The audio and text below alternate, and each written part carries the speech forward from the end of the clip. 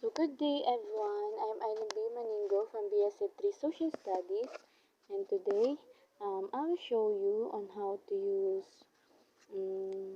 Kahoot. So first, click po natin aring Google or Chrome. Search po natin ang kahoot.com.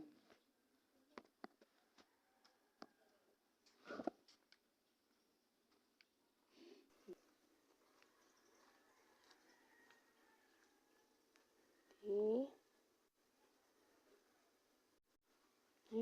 Since we are new in Kahoot, we need to log in. Kailangan po natin mag-log in. Mag-sign up rather. Click sign up.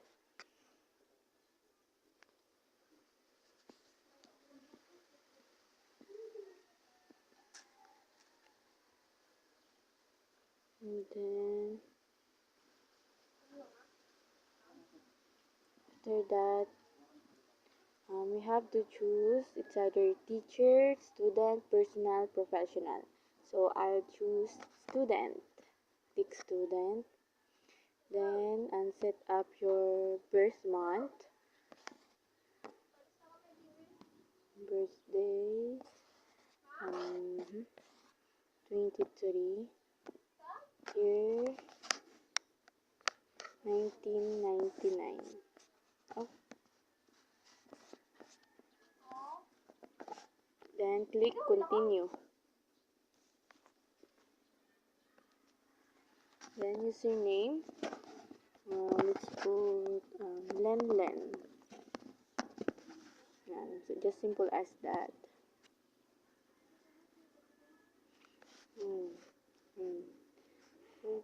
Len 124, 124.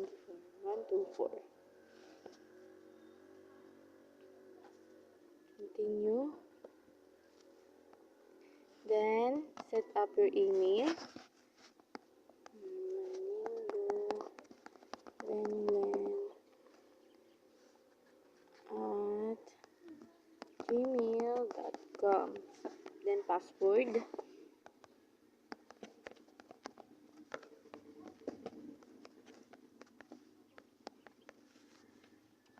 Okay, then click sign up.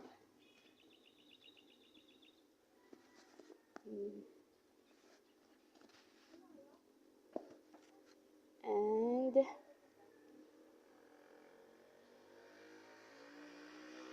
have to wait.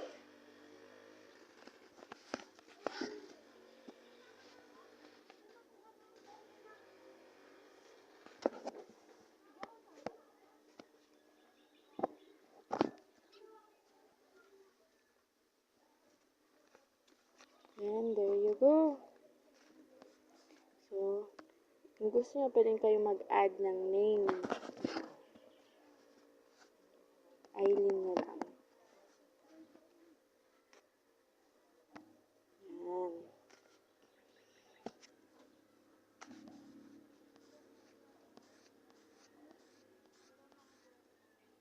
Then, yan. Naka-login na po kayo sa Kahoot.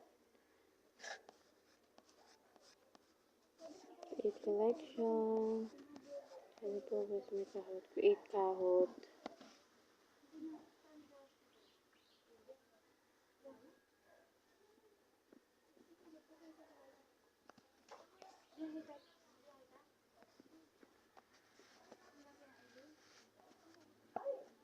Depende sa inyo kung gagawa kayo ng questions or what.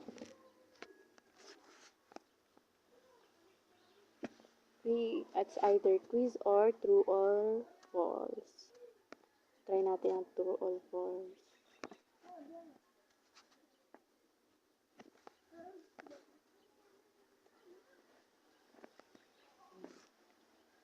So, lagyan nyo lang kung ang false ang correct answer. Okay. And yan. Start typing questions. Like,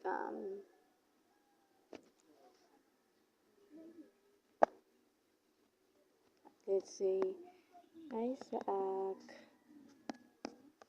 Newton is the father of fable.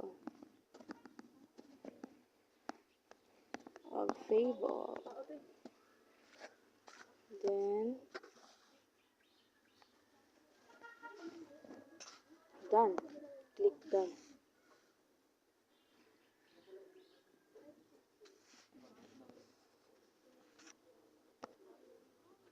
Click it.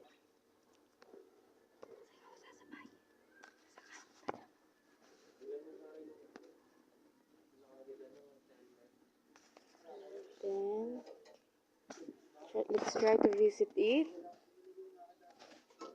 So the question is Isaac Newton is the father of fable?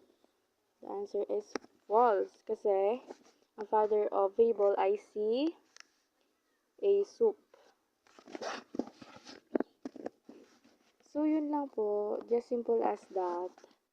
Yan lang po sa ngayon aking ituturo. So, maraming salamat po sa inyong oras at panonood. Nawa po kayo ay may naintindihan o may natutunan sa aking tutorial na ginawa.